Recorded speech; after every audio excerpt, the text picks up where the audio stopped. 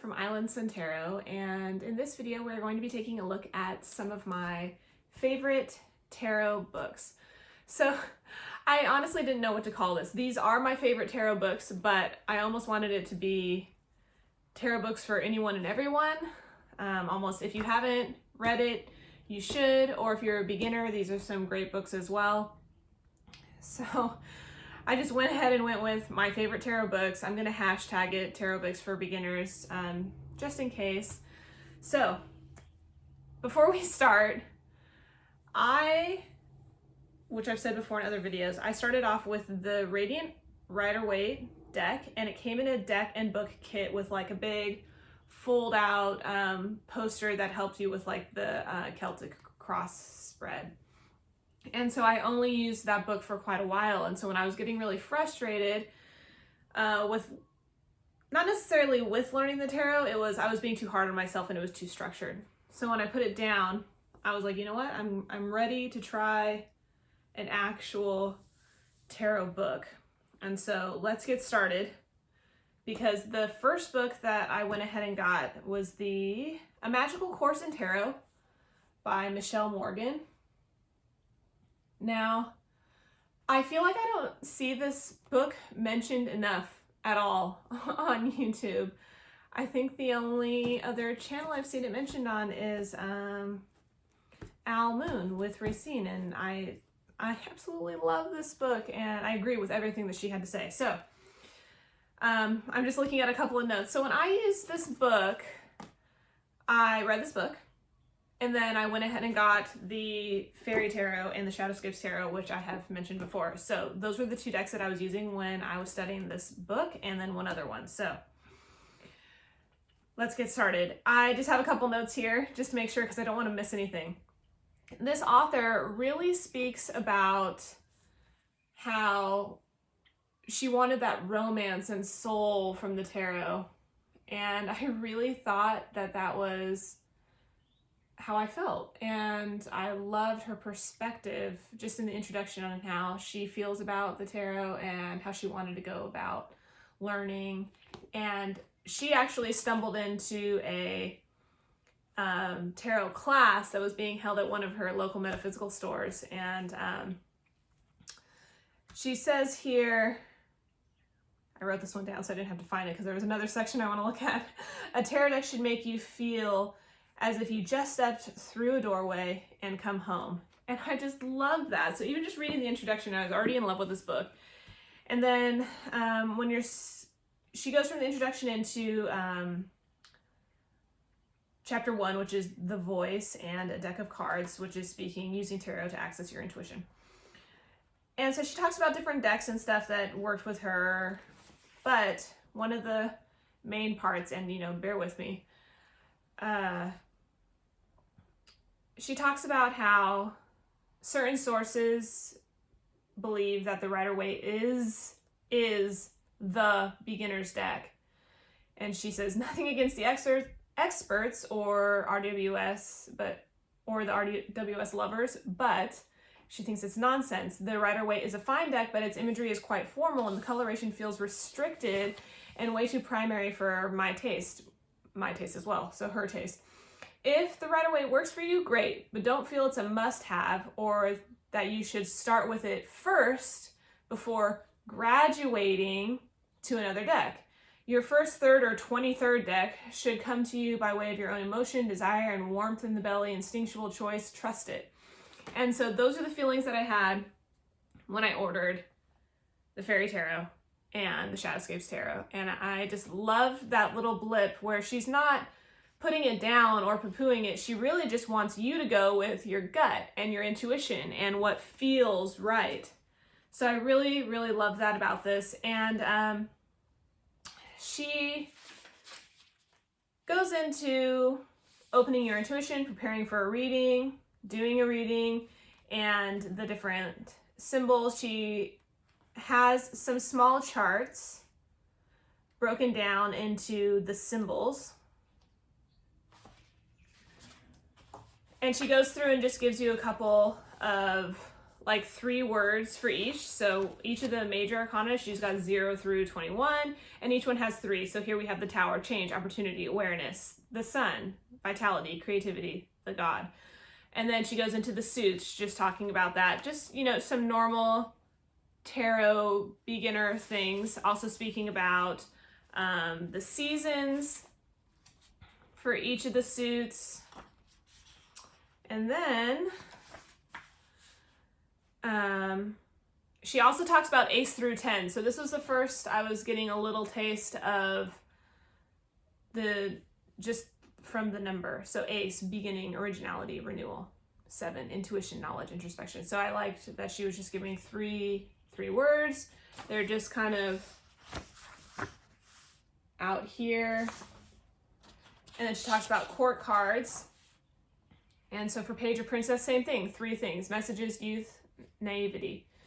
Knight or Prince, protection, strength, determination. So then she goes into other symbols such as angels, animals, birds, buildings, butterflies. And so I really like that. And then colors as well. So she's got white, red, orange, yellow, green, blue, indigo, violet, brown. So same thing, 3 words: white, purity, brilliance, renewal. So I really liked this little section that had those 3 words. And then she goes into part 2, which is heart and soul. And really that's her going into the major and minor arcana. So everything is formatted like this for the majors and the minors. So you have a small illustration and then a paragraph about each one. And same thing, followed all the way through to the minors. And that's this entire section, the major and the minor arcana. And so even though she gave those bullet points in the introduction to this section, then she goes in and gives more of a paragraph. Let's just go ahead and read the Empress. The Empress is the nurturer. With this card, you not only experience the process of conception, gestation, and birth, but also provide the guidance and care needed to assure sustained growth. Here is the nursemaid, smoothing a pale brow, administering comfort and herbs to bring a fever into balance. The gardener, carefully coaxing a shy seedling bed into Retoria's flower. The artist, curving gentle hands through clay and water to impart earthly form with imagination, patience and love, creativity and wisdom, the capacity to give and receive with a balanced heart. These are all qualities of the Empress, the quintessential Earth Mother. Quintessential. Oh, I'm so sorry. So you get that paragraph without necessarily all the bullet points. And what she really expresses in this book is that she wants you to use your intuition and just be really free with it. She does highlight a few different spreads down at the end, but her main point was she just wants you to be excited about laying the cards down, not necessarily using any type of spread. So this was a wonderful, wonderful book to get a little bit out of, for me, because I was way too structured. So getting out of the structure and really just enjoying the tarot and learning to love the symbology and the artwork and that kind of thing. So A Magical Course in Tarot by Michelle Morgan. So when I got all these first few books, I got them all just used on Amazon because I wasn't sure if I was going to like it. So this one does retail in the US for $16.95, but I'm pretty sure I only paid like $9 for it. And I actually got one that was signed by the author, but it says to Anthony. And it did come with already a lot of yellow highlighting in it, but it was fine. Otherwise, good condition. So, number 1. So I just went with that for a while, and I didn't read another tarot book until I wanted to find a book that kind of had some exercises in it. And for that, I got Learning the Tarot by Joan Bunning. So this one is definitely full of exercises, and it's very confidence building. And she has a very detailed breakdown of the Fool's Journey, which I really enjoyed. So just to give you an idea for in the contents, she goes through the elements of the tarot, the major, minor, different spreads, daily readings. So she's talking about your environment where you might be doing your readings, and questioning the tarot and how to open your reading. So all of that was really, really awesome to read through. And then she goes into the principles of interpretation about aces, court cards, card pairs. So the other book I had read hadn't really quite talked about card pairs. I had kind of seen it a little bit in the Radiant Rider-Waite book, so it was nice to get into a little bit deeper for that. So then the bulk of this book, she has it down in just 2 card descriptions. So she does have a really nice chart for the majors and then for the minors as well, but I'll just show you the majors. Each card broken down with either 3 or 4 words. And then as you move, so we have the Magician. So each card gets this much information, but the paragraph on this side may or may not be longer or shorter. So she's giving 4 bullet point words, and then she breaks them down right here. So the first one we have is action. So then she has actions: taking action, doing what needs to be done, realizing your potential, making what's possible real, practicing what you preach. So she breaks down these 4 bullet points and then gives you more beneath. And then underneath all of that, because she does talk a lot about card pairs in here, she gives you opposing cards, some possibilities that might oppose the Magician card.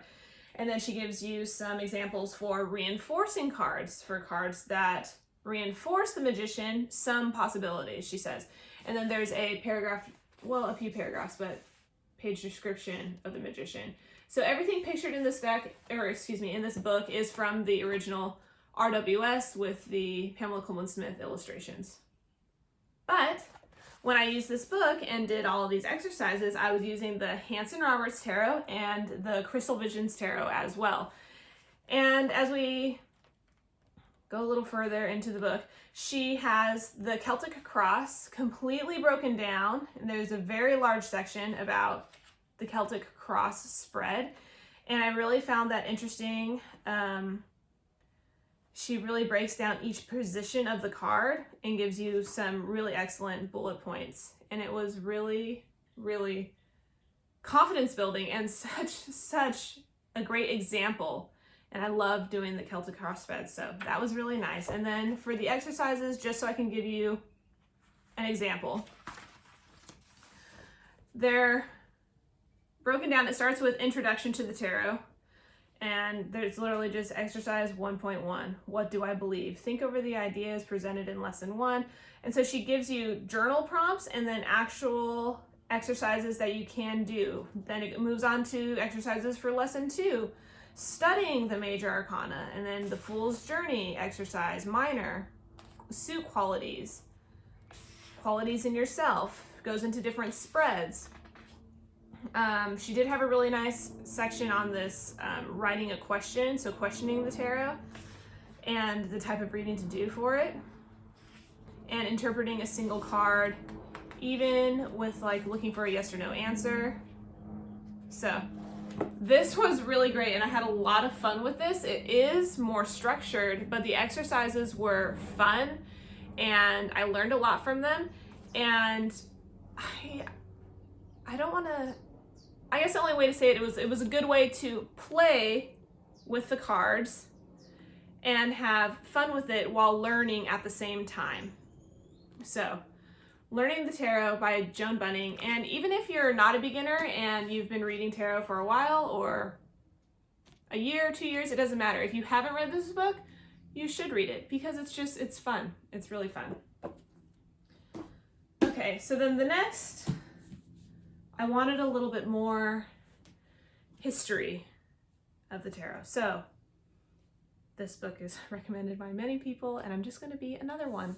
So I'm sorry if you've already seen several videos and everybody's recommending this. That means you should just read it. So 78 Degrees of Wisdom by Rachel Pollack. I loved reading this because I had taken a very long break from the Radiant Rider-Waite, and I had only read these other 2 books that I just mentioned. And this was really, really great, and her knowledge is just amazing. And the way that she goes through just in-depth history And she really gets into the symbolism and the archetypes, and that was so enriching. And this is her first book, and it used to be published in 2 separate books, and now it's just this one. But this also leads into, well, before I move on to I had highlighted a little page I wanted to.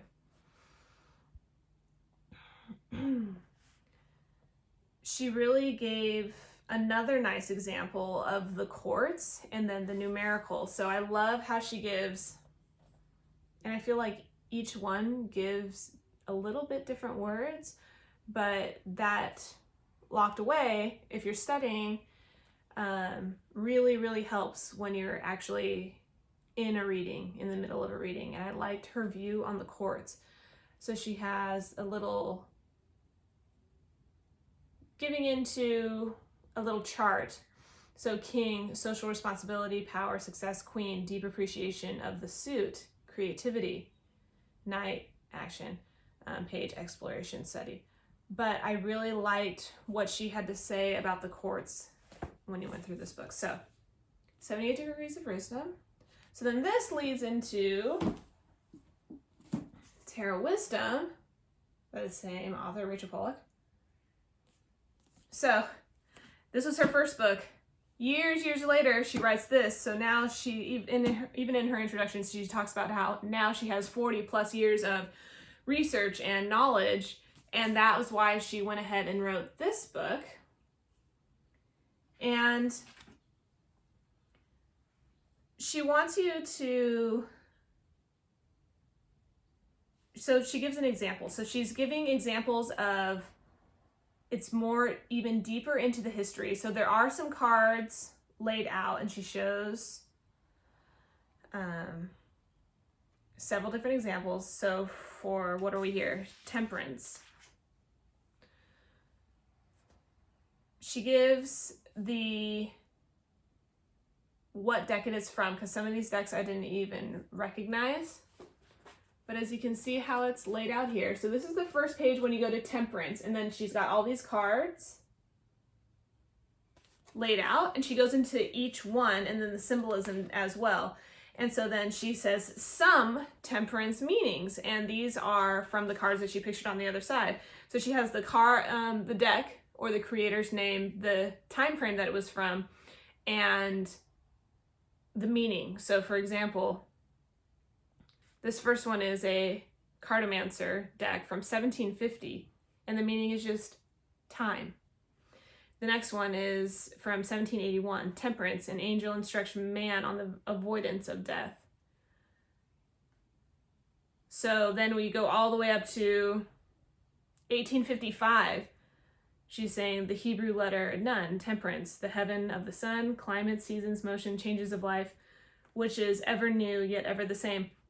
So starting back from all the way from 1750, and she comes all the way forward to, which is the Rider-Waite in 1910. And it's just really, really in-depth and very historical. And I love seeing how some of these cards have evolved through time, and how she has that formatted just with the meanings, and then also giving you the meanings from the cards that she has pictured in the book. Then, because I almost got ahead of myself there, my favorite part of this book was that she gives you a reading to do. So if you're specifically working with a card with temperance, for example, she has a temperance reading.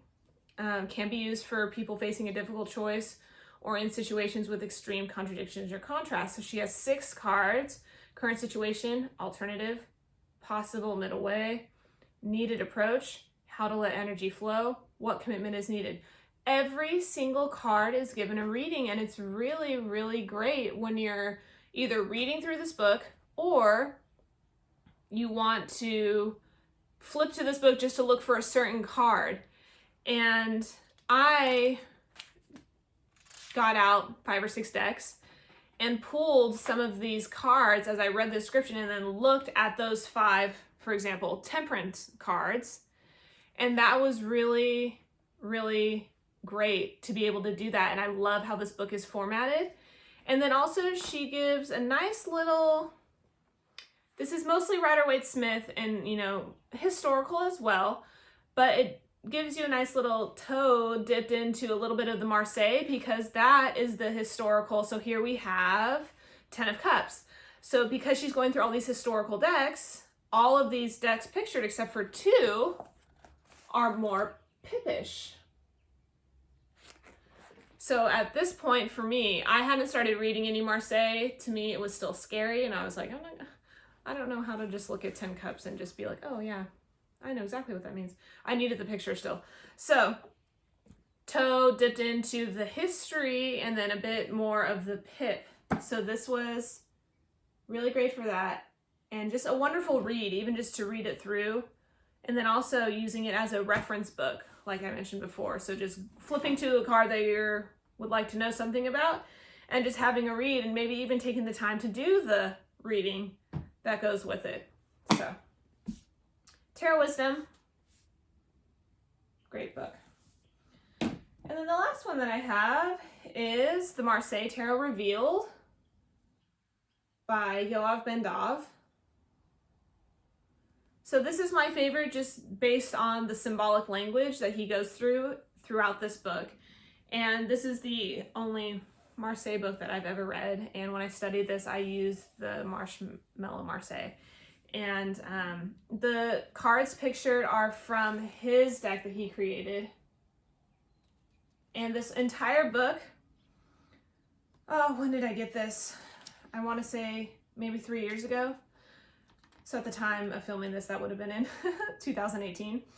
And the entire book is this glossy, every single page, the whole entire book is this glossy paper and is in full color. So you can kind of see the gloss here, like from the window a little bit. So I was really surprised when I got it in the mail that it was so heavy and really nicely, the production and everything is gorgeous. So he also gives really great charts. Everything is broken down. I do like how, let me just flip to the beginning of this section because this is the one. He talks about basic spreads and bringing the cards into a full picture in order to complete your reading. And also, I'm sorry,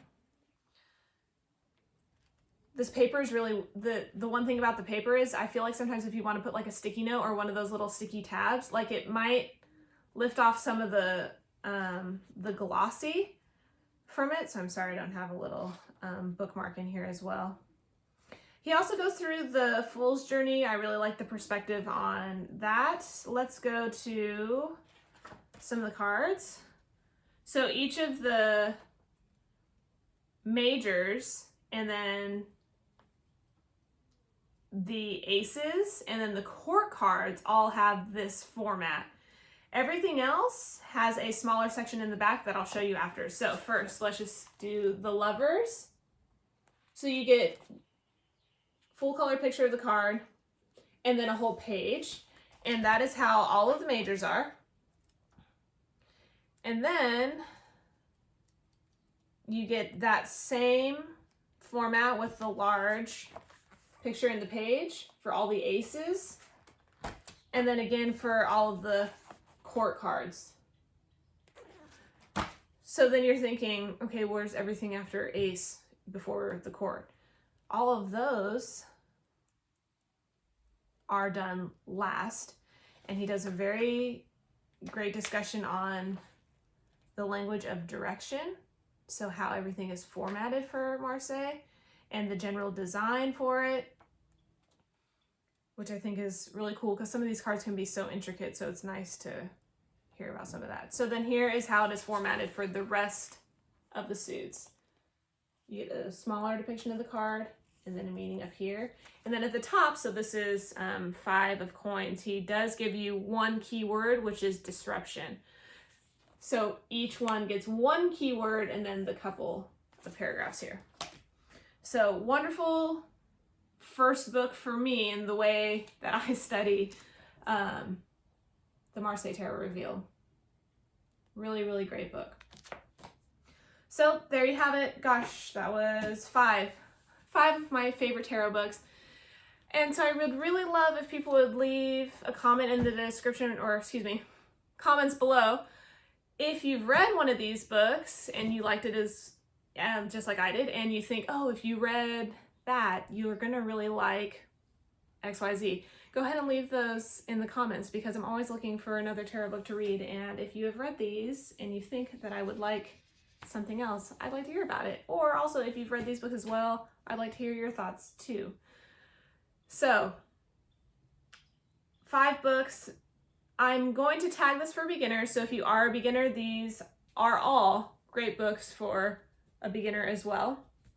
So that's it, guys. Thank you so much for watching. I hope you enjoyed this.